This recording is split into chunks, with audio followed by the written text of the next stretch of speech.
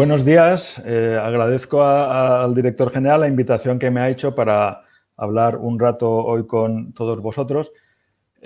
La verdad es que es algo nuevo para mí, ¿no? Hablar en este medio a un grupo de personas que espero sea muy numeroso, pero que yo ni veo ni oigo. Ni siquiera sé si hay alguien detrás de ahí detrás, o estoy hablando un poco a la nada. La verdad es que yo me siento como un torero que tuviera que torear en una plaza vacía en la que solo hay una cámara de televisión que está retransmitiendo a quien se haya conectado. Claro, durante mi intervención yo no sabré si me estáis animando o si os estoy aburriendo. No sabré si estáis entusiasmados por mi faena y habéis pedido a la banda de música que toque un paso doble. ¿Sí? Fernando, dentro de este paso doble que estás haciendo, te puedo decir que hay mucha gente conectada y además nos lo están diciendo en el chat ya, que están escuchándote atentamente. Por lo tanto, perfecto. Tranquilo, no estás solo, estamos contigo. Entonces, deduzco que no me estáis tirando almohadillas ante lo lamentable de mi actuación. Entonces, yo no sé cómo reacciona el público, esas son las desventajas del directo.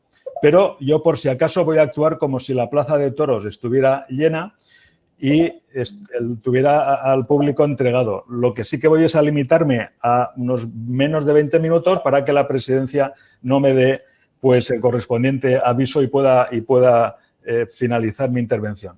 Si me ponéis en pantalla lo que era mi... Efectivamente, bien.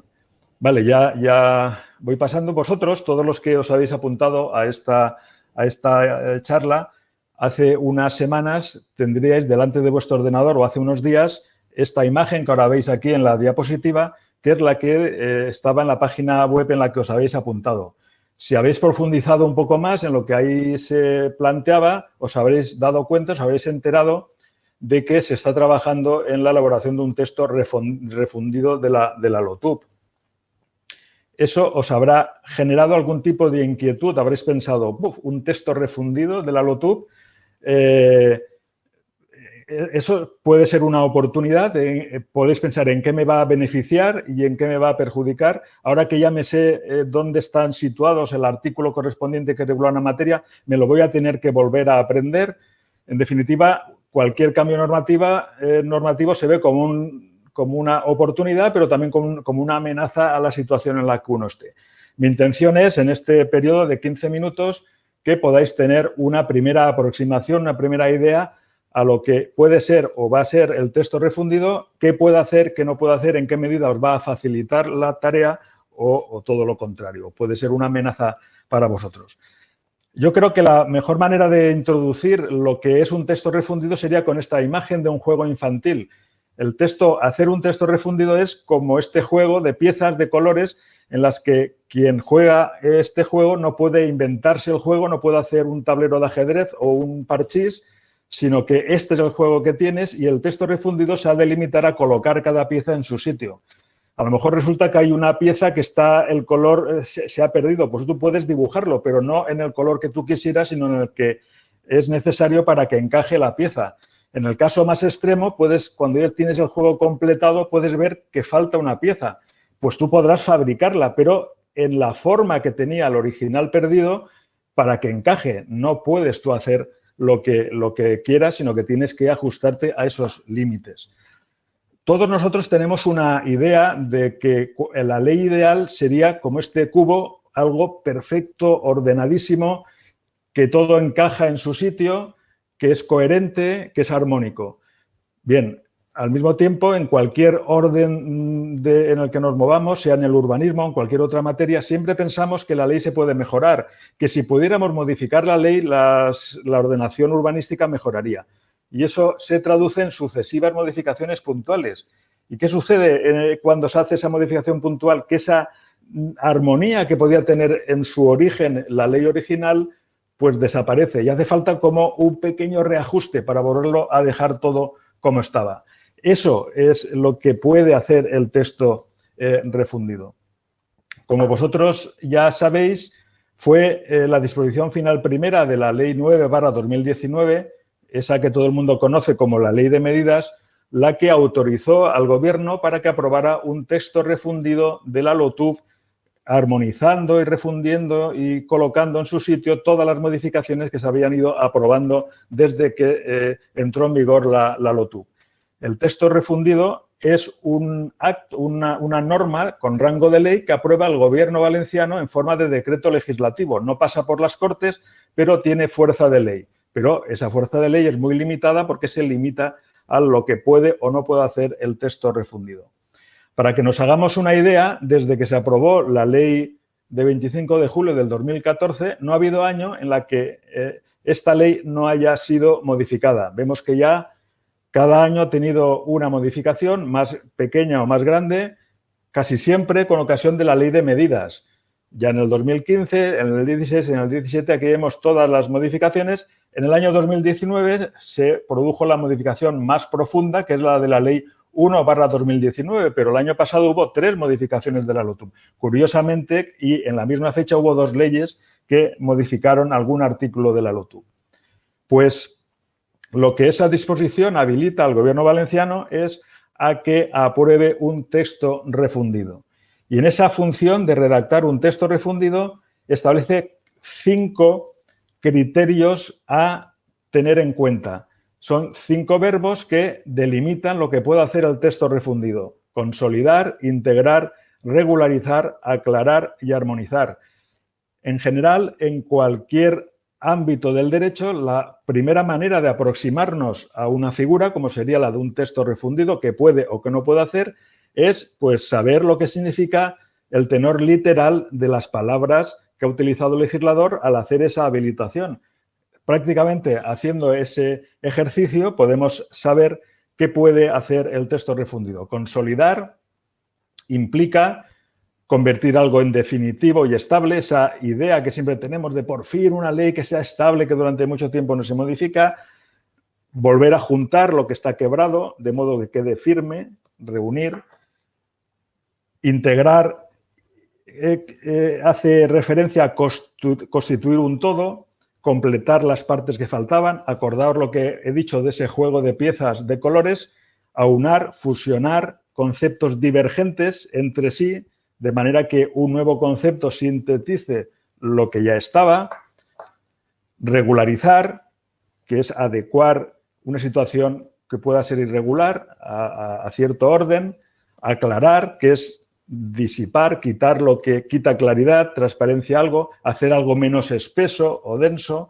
y armonizar, que implica que no exista, que no discuerden o se rechacen 2 o más partes de un todo, de manera que todas las partes concurran a un mismo fin. Realmente solo con esa definición de cada uno de esos términos ya podemos hacernos una idea de los límites y de las posibilidades que tiene el texto refundido.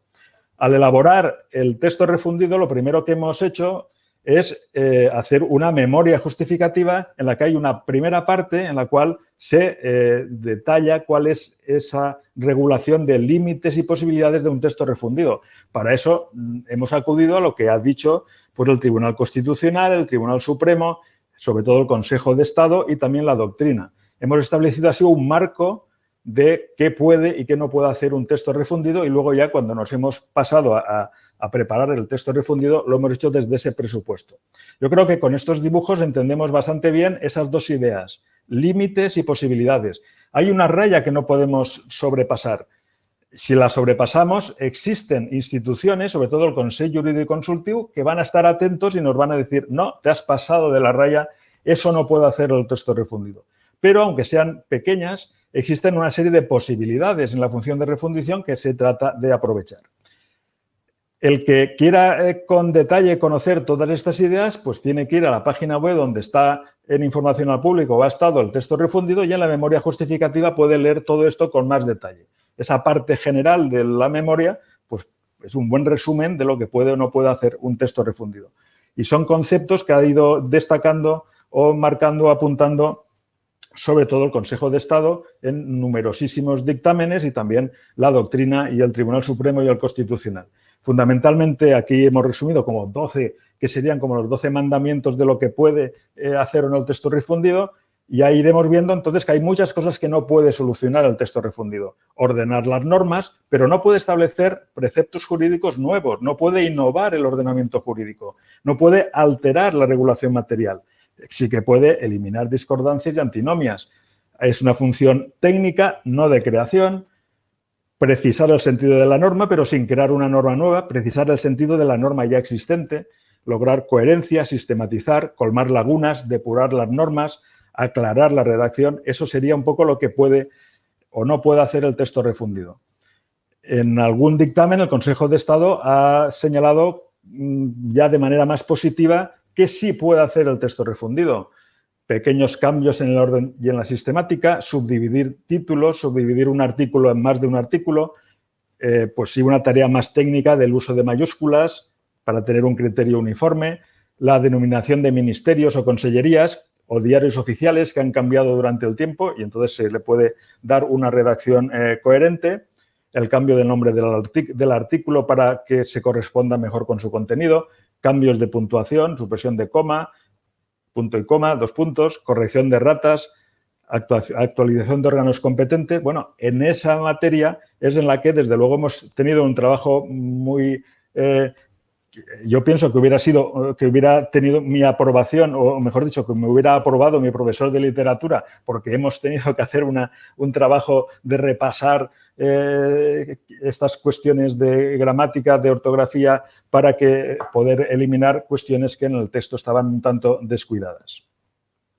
Bien, esas ideas las repite, yo ahora ya en estas diapositivas solamente pongo en algún pantallazo lo que ha venido a insistir el Tribunal Constitucional, el Supremo, el Consejo de Estado, esa idea de que solamente puedes explicitar lo que dice una norma que ya existe, pero no crear una norma nueva, sí puedes colmar lagunas, depurar, pero de una manera bastante limitada. El Consejo de Estado pues también incluso te deja alguna alteración literal de la literalidad del texto, pero con el límite de no establecer nuevos preceptos jurídicos. Siempre estás con el límite de lo que sí que puedes y no puedes hacer, con una raya que estás a punto de pasar, pero que si pasas, pues vas a tener consecuencias de que el Consejo Jurídico Consultivo, luego los tribunales te van a decir que el texto refundido pues se ha pasado.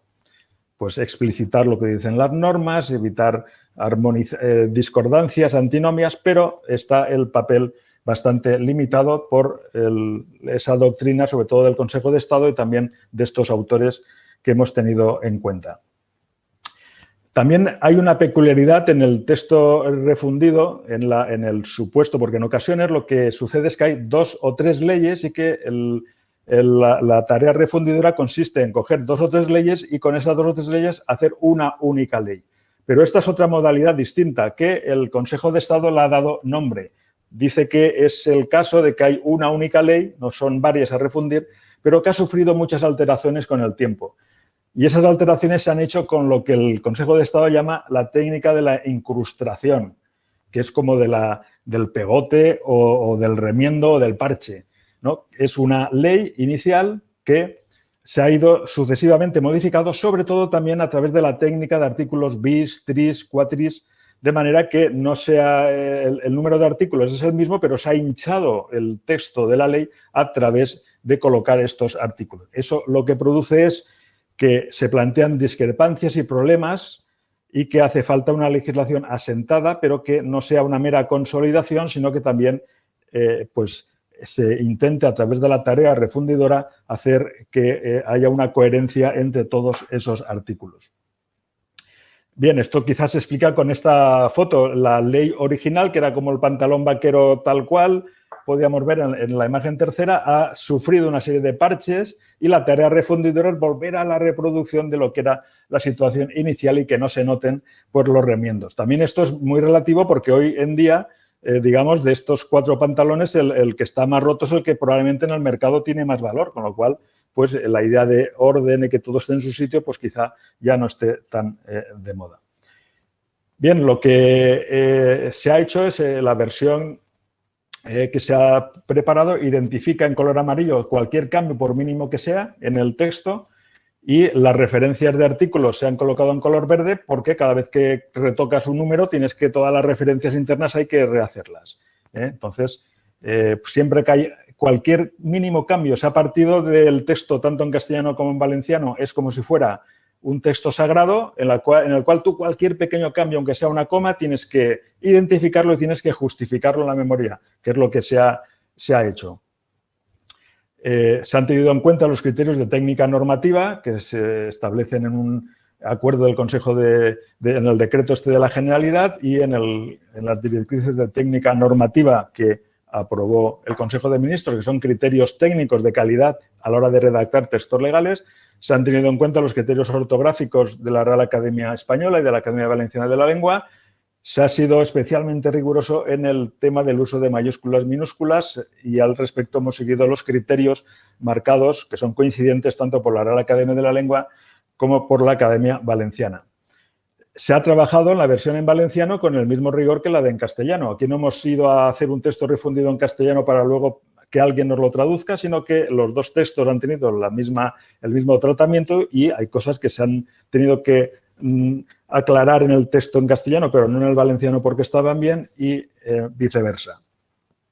Y toda alteración, aunque sea de una coma, está explicada en la memoria. La memoria justificativa tiene más de 70 páginas y entonces pues, se establece para cada artículo, pues si se ha cambiado el orden, pues se explica, se ha actualizado la denominación. Cualquier pequeño cambio está explicado. Hay artículos que sí que tienen mayor explicación porque se ha hecho algún pequeño cambio que ya excede el del punto y de la coma y entonces eso está más explicado.